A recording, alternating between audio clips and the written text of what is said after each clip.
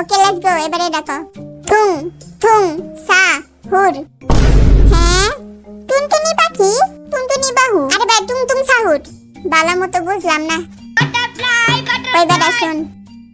টুন টুনি পাখি তুই। হ্যাঁ আমি একটা পাখি। হ্যাঁ যেটা শুনছি সেটাই কয়ে দে। আমি তো পাখি শুনছি, দূর একটা পাখির নাম কয়ে দে।